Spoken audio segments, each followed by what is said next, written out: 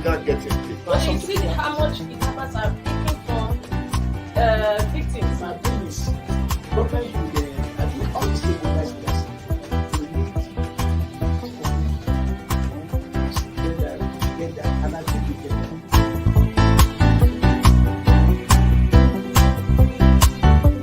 The 3% for the oil producing community is too low. But the support that is needed. And once you get the support, your airline people will blossom. This is Nigeria. You need to give people sense of belonging.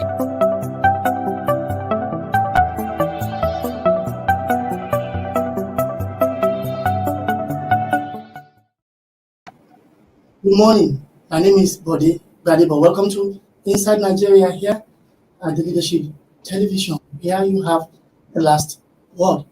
Of course, today is good. Today is right. On the edition of Inside Nigeria this morning, we shall be reviewing some national dailies, starting with Nigeria's most influential newspaper, The Leadership. And of course, we'll go to Sokoto, where we'll be getting updates as to the killing of some travelers in a most gruesome manner in that part of the country. And of course, the trending issues is about the Omicron variant of COVID-19 and the need to have a booster jab. Well, without wasting your time, let's go straight to business by reviewing the first newspaper on our menu this morning, Leadership, Nigeria's most influential newspaper. On the front page of Leadership this morning, Omicron, Pfizer recommended vaccine dose as protection.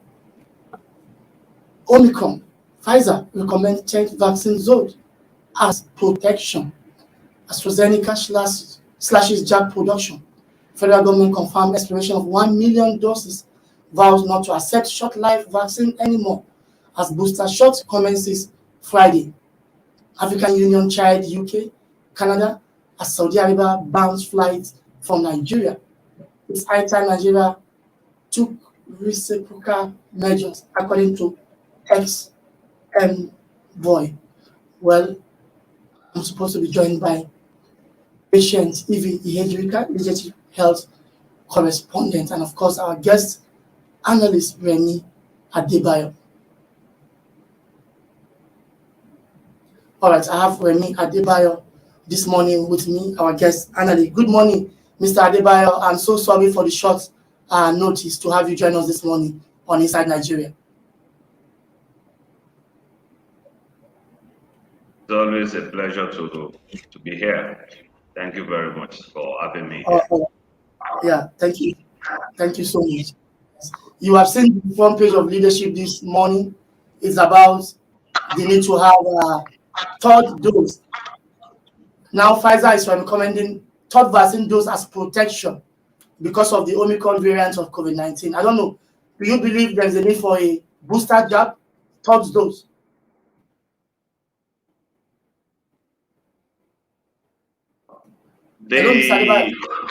Hello, can you? I think you are with me now. Can you hear me?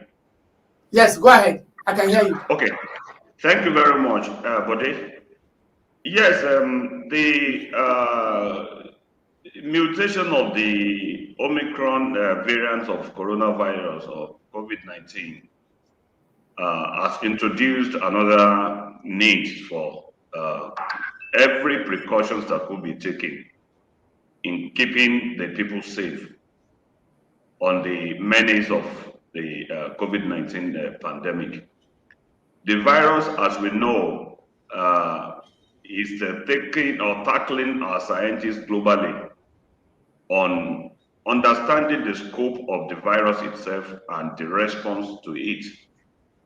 In Nigeria, for instance, I remember that the Presidential Steering Committee on COVID-19 that is led by the Secretary to the Government of the Federation, Mr. Boss Mustafa, has been doing a lot in that regard. And of course, you can see the primary healthcare, that body. They have done a lot also to engage Nigerians on the vaccination stage that we are now. After the reluctance, the third jab or the third, what do you call it, vaccine that Nigerians are being, or globally that people are being asked to take now, could be an advantage in view of the do you call the Omicron variant that we have now. Even before that, I recall that people are actually talking about getting the booster jab, which could be like an aid to the initial two jabs that have been taken before. So if this third vaccine or the booster jab is going to work in that regard, I do not think it is a bad idea. But the truth, or what we should be focusing again, is the sensitization, not just in Nigeria, even globally. A number of people are worried about the effectiveness or the efficacy of vaccine itself, especially when you still have to observe all these non-pharmaceutical protocols. So they are saying that if I still have to wear my face mask, I still have to wash my hands, do social distancing and all that, why is it necessary for me to get my doses, So if government all over the world wants us to remain safer, it will be an added advantage for us if the second dose, or what I don't know whether it's the same thing as the booster dose, if it's going to provide a little more protection. I don't think, if it is scientifically proven that that is what we need, then we should go for it. All right, Mr. Adebayo, let's talk about the politics of the vaccine. Now, it believes that African countries are being denied vaccine. So whose fault is that? Are we supposed to think out of the box to manufacture this vaccine to protect ourselves, or we should continue to be at the mercies of the superpowers who have continued to discriminate against us, shutting their borders against us and the rest of them? What do you make out of this scenario playing out? Of course, we have to be thinking about domestic production of vaccines. Just yesterday, the Minister of Health, Osage Ehanire, was responding to the rumor, or it's not a rumor, the report that over 1 million doses of vaccines in Nigeria got expired. And he had to tell us the reason yesterday in a statement that yes, they got expired because the shelf life of these vaccines before getting to Nigeria was limited. If you have a vaccine that is expiring in about 2 months, and you bring to ferry them to Nigeria, transporting them, going through clearance, by the time they get to our shelf, they already have little span of efficacy. So there's no way we should respond effectively to the vaccine demand for a country that is estimated to have about 200 million people without thinking about local production, either as a country or as a continent. This has become a problem. I was at the I was at the National COVID Summit in Abuja here on Monday, where the professor of virology, Professor Oyewale Tomori, actually spoke at length about this. Also, the Secretary of the Government of the Federation also advocated for this. So I think that Nigerians should gear up and put all resources together in terms of finance and manpower and scientific know-how or anything that we need to ensure that we have enough production of COVID-19 here in Nigeria. And I also want to restate what Professor Tomori said at that meeting, that if we create a governance environment, Nigeria can actually produce more vaccines that we can even donate to other countries, either in Africa or even in Europe. So government should look at it. It shouldn't just be a talk shop where we just express our wishes, but we should be able to put actions to what we desire as a nation. So if we want to, because we only have Omicron today, we have had Delta variants. We don't know whether we should have whether there will be another mutation in the future or not. So before that, we have to be thinking. And I believe that we have enough personnel and what they call a human capacity.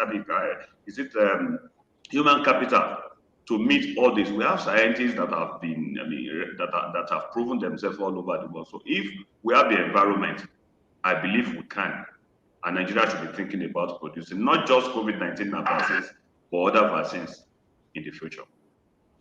Yeah, that's very, very good of you, Mr. Adebayo. That was wonderful analysis about the situation over there. Well, Mr. Adebayo, we need to move away from the front page of leadership to our sister publication, the National Economy, which is our business newspaper. And of course, on the front page of National Economy this morning is a different ball game altogether, but they all affect our security, food security, and the rest of them. Gloomy outlook as desertification consumes 2 square meters of Nigeria's agricultural land daily. Gloomy outlook as desertification consumes 2 square meters of Nigeria's agricultural land daily. Mr. Adebayo, does this call for concern or not? Is this something we should be disturbed about or not? Just 2 square meters of Nigerian agricultural land on daily basis. If you understand what desertification has done to us, we will understand that this calls for a serious concern. We are talking about the period of global warming, climatic change. We are talking about the time that our river, the Lake Chad, has reverted up to about how many? I think about 90-something% according to the Ministry of Water Resources at a point. I can't be that. I'm sorry, I don't want to be so emphatic about the figure now. So we have a lot to worry about if we are losing the farming land, especially at a time that we also have climatic change, that rainfall cannot be predicted as it used to be, and we have insecurity battling this country and confronting us almost every day. We have a situation where farmers do not have the confidence to access their farms to go and farm. And the little that can go to farm, the yield, the productivity that that is expected from their farm cannot be derived because of desertification. So we have to go back to the basics. We must do everything to desertify, or which language I want to use now. We have to be thinking of how to combat the global warming, the climatic change. I think government should be able to make decisive decisions to guarantee that trees are planted and we reclaim lands that are being lost every day. So I believe that is the way to go about this. We cannot just lose everything. If we are talking about a population that will skyrocket in about 2050, and this 2021 go to 2022, how do we meet the food security and food needs of the of our population? So it is time for us to begin to do something about it. Thank you. I want to thank National Economy for coming up with this very good headline. It shows that somebody or some group of people are tackling the agri sector and what should be done towards that end. We cannot be losing 2 square meters every day and feel that nothing is happening. It's a lot. All right, Mr. Adebayo. All right, stay with me. Stay with me. I'll come back to you. Let's use 2 minutes to discuss a developing story coming from Sokoto, where bandits were said to have killed over 20 transporters on Monday. These parameters were said to be fired at and all burned beyond recognition. Let me talk to Mansour Issa Sokoto now from Sokoto to give us updates about the situation. Good morning, Mr. Mansour. Yeah, good morning. Thank you. Yeah, how is Sokoto this morning? So Sokoto is still mournful of what happened on Monday. It is disheartening, but life goes on. It's a very sad event. People who were running away from bandits because they have dispersed their communities. They are running away for a better life. Some were traveling to Kaduna, some to Abuja, some to Zamfara, just to find safer places where they could live their lives as normal Nigerian citizens. Now these bandits blocked their way and burnt them to death. About 22 instantly, but the update this morning is 25 burnt, including women and children.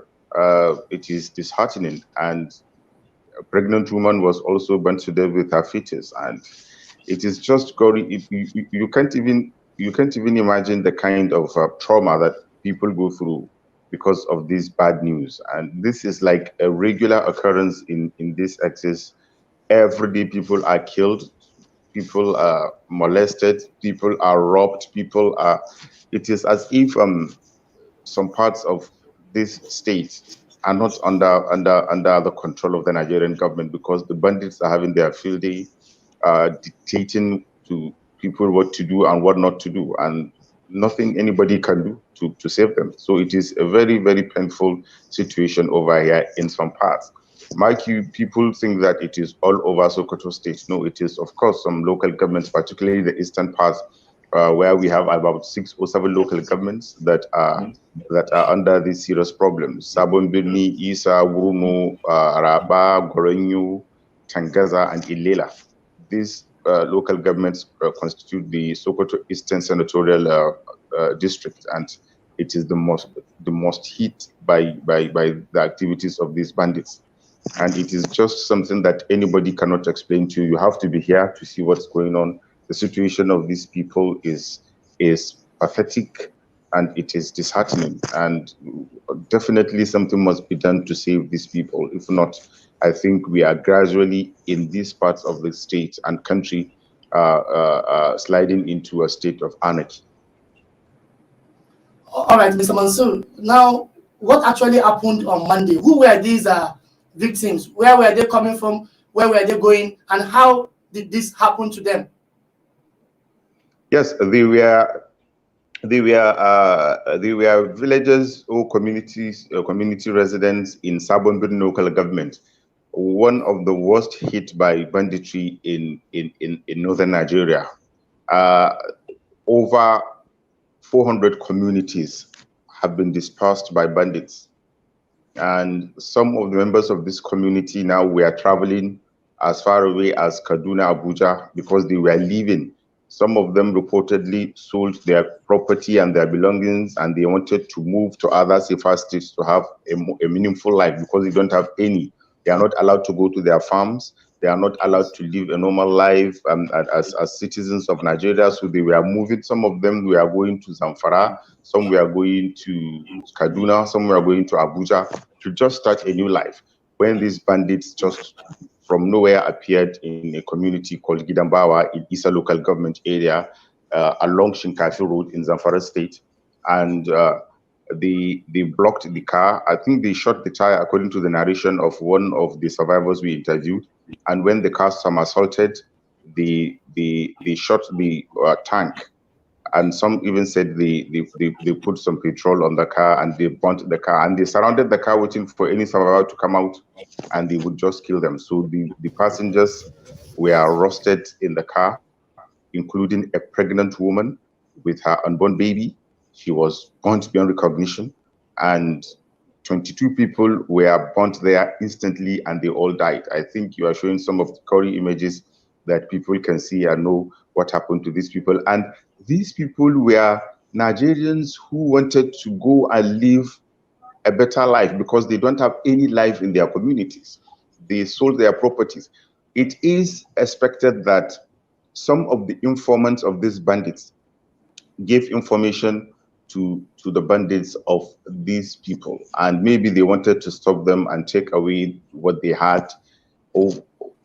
Only God knows what happened, because nobody was there. But according to some eyewitness narrations, that Monday evening was a fatal evening for them.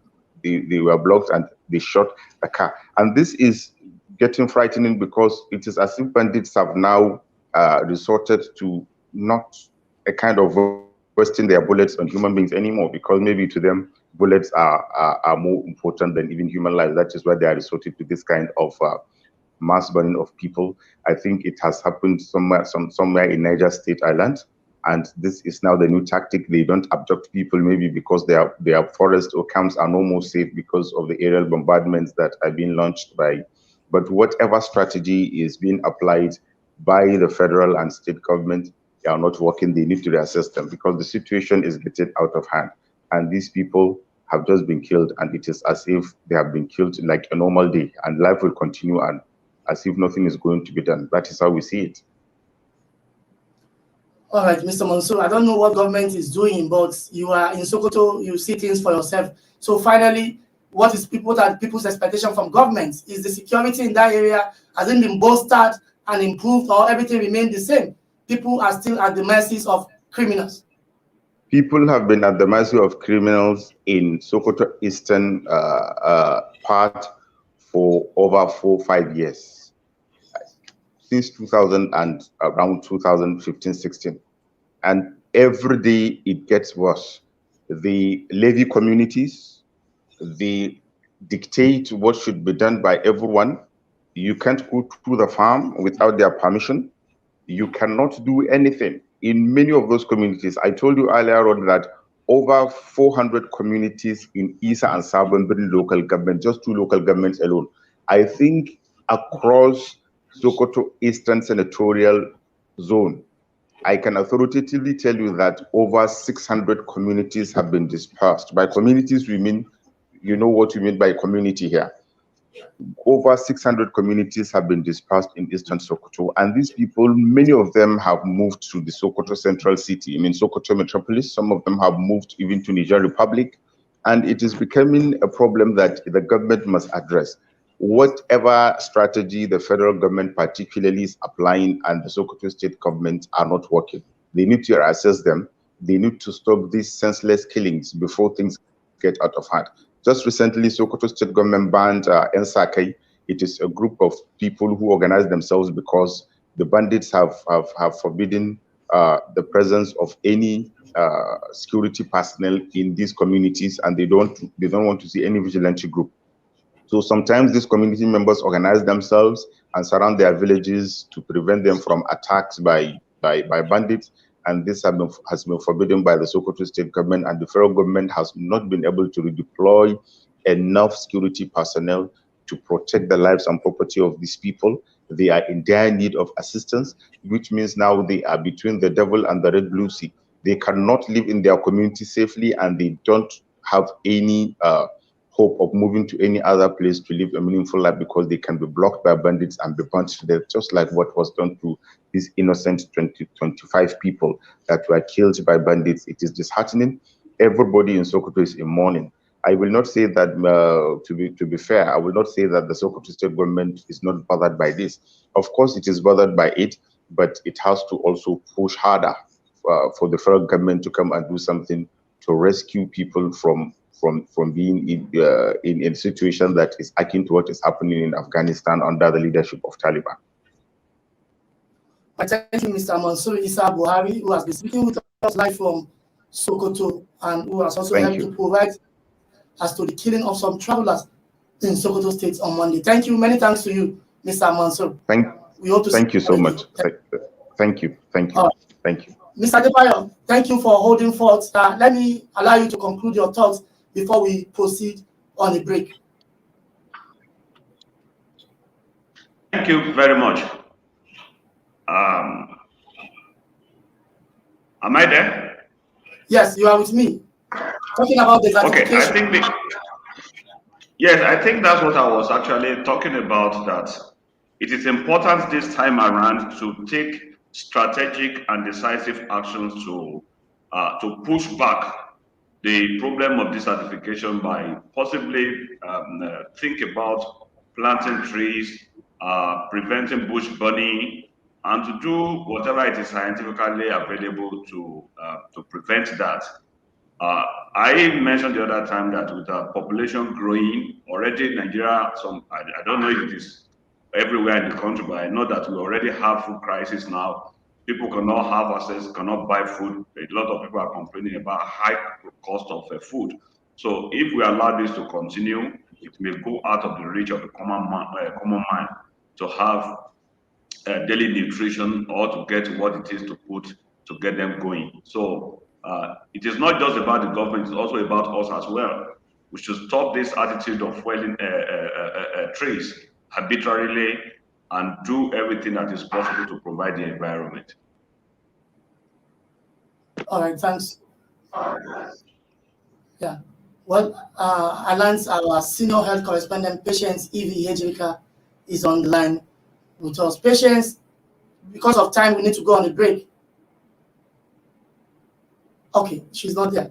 We need to go on a short break. When we come back, I'll still be talking to Remy Adebayo, Abuja-based public affairs analyst, who will be helping us to dissect the remaining papers on our menu this morning. We'll be back shortly.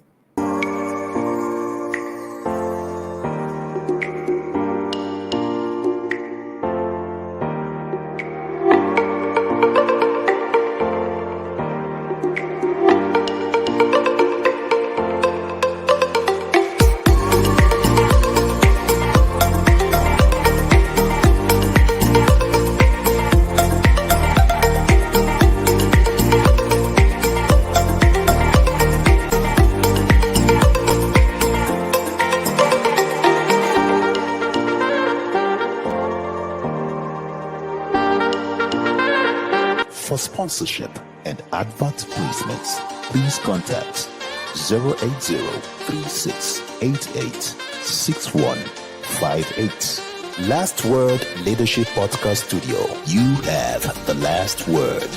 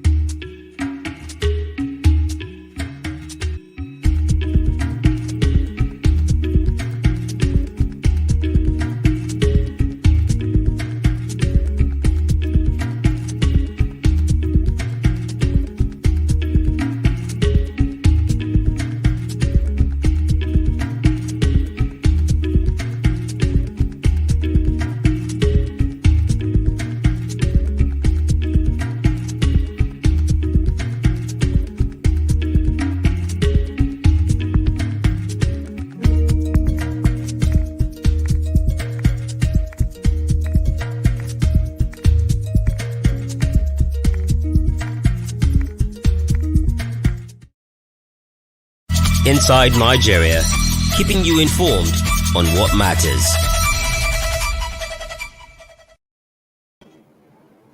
Welcome back. It's still Inside Nigeria for this Thursday morning. And of course, I have been speaking with Remy Adebayo, Abuja-based public affairs analyst, who has been helping us to dissect leading stories on some of the front pages this morning. And of course, the next newspaper on our menu this morning is the Daily Sun. But before we go to the Daily Sun, let me bring in our senior health correspondent, Patient Evie Ihejirika, who will also bring us up to speed as to the recommendation by Pfizer Pharmaceutical Company. Good morning, Patience. Good morning.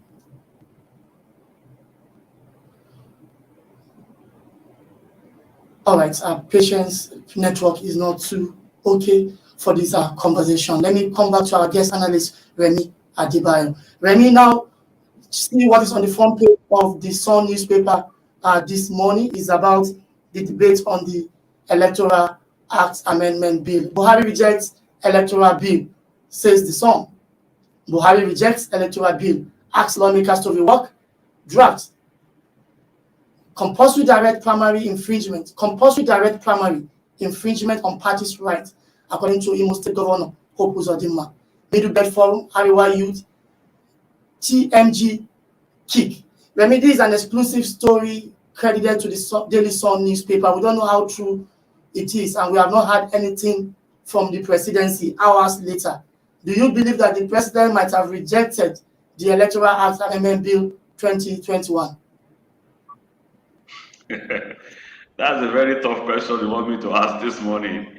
If a national daily, if a national daily in the pedigree of the Sun can say that they have an exclusive insight into what is happening in the minds of the president or the presidency, of course we have to take it a little serious while awaiting official response to this from the president or the presidency.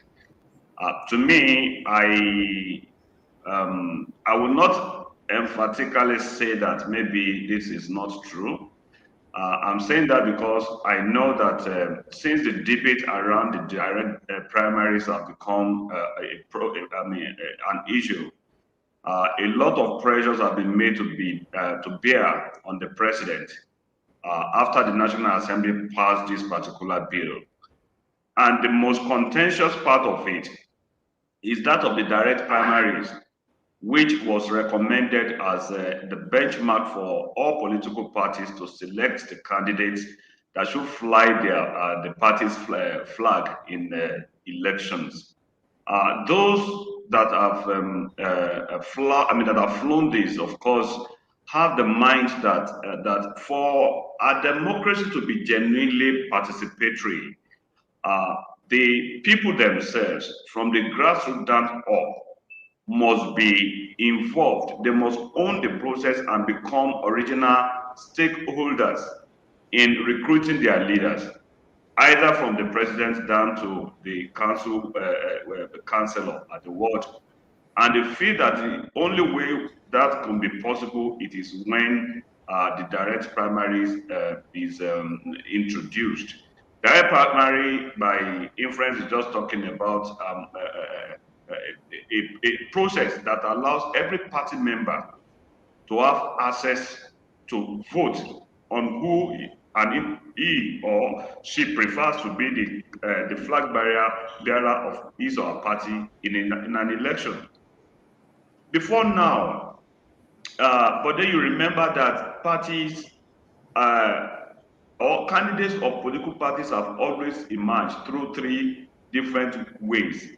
It's either by consensus, where everybody agrees that, okay, this is the individual that we want to go for the president, and they go for it, or through the indirect or delegate system, where delegates are elected and they are pushed forward to go and choose who the flag bearer should be, and the last one being the direct primary. So as it is, there are insinuations, there are suspicions among the political elite, especially the governors.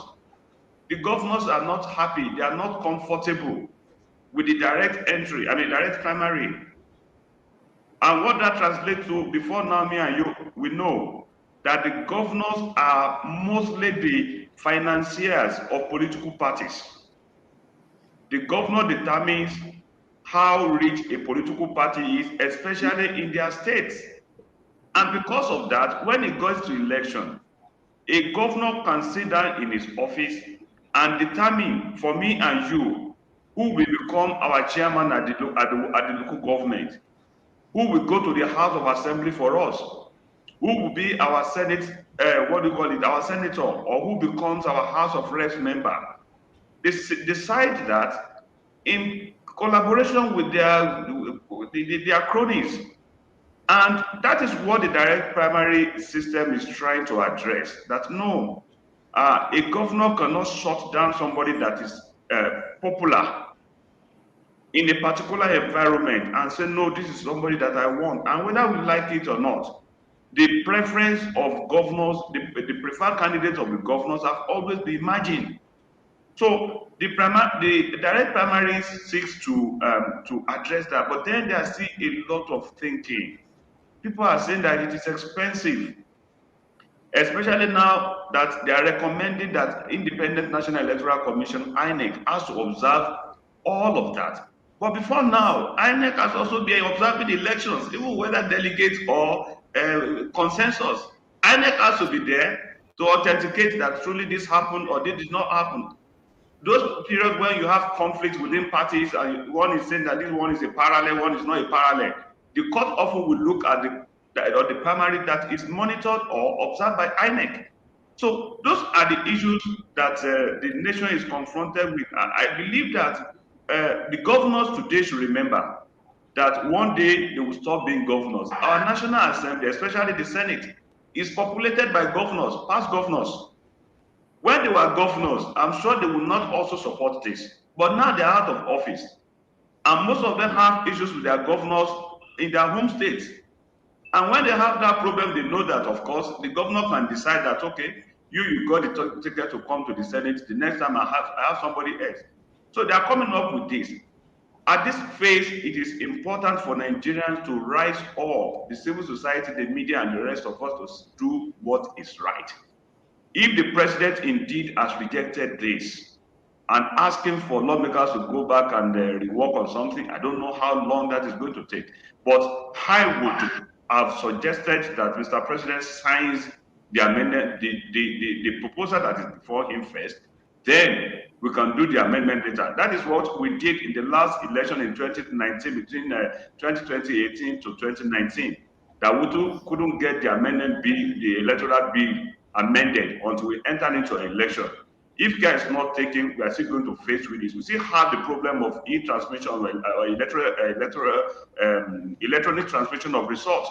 The use of card reader that we as people are asking that should have legitimacy and all those stuff, they are all inclusive in this. And because of direct primaries controversy, we should not throw out again the baby in the water. Otherwise, before we know it, we may just do this rigmarole and we enter into an election without addressing some lapses that we have seen in the existing laws.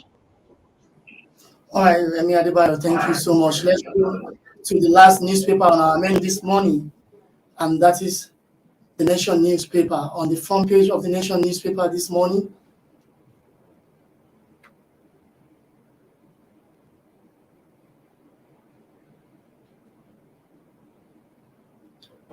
Army Chief, repentant Boko Haram fighters not sincere. Army Chief, repentant Boko Haram fighters not sincere, according to an Army Chief.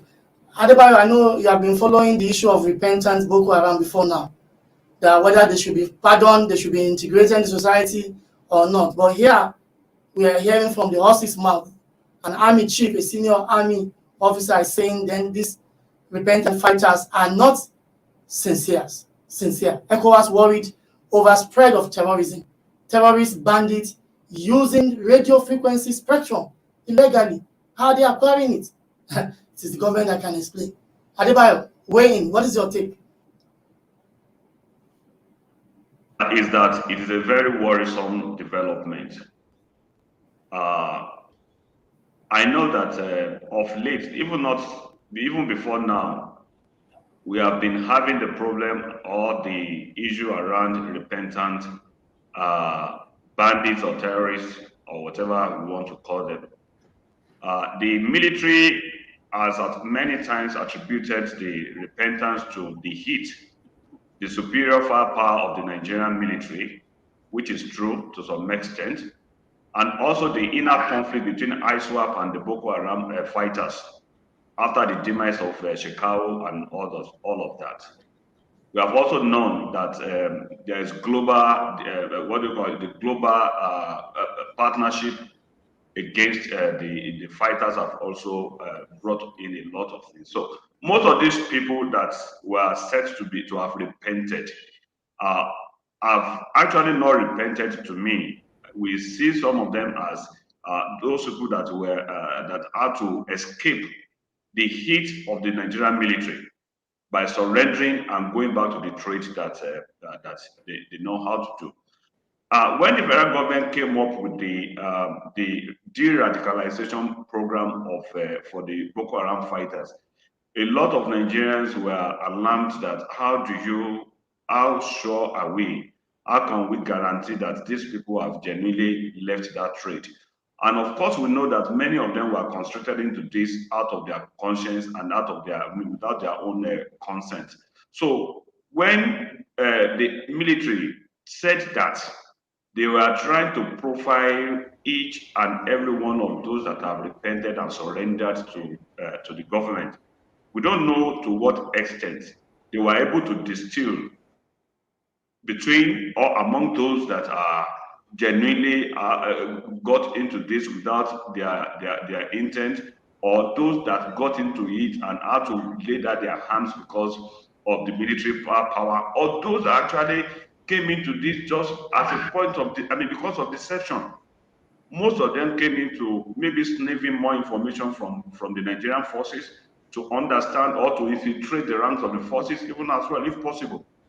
So coming from the Army Chief, I'm sure that should be the Chief of Army Staff, should call for more concern.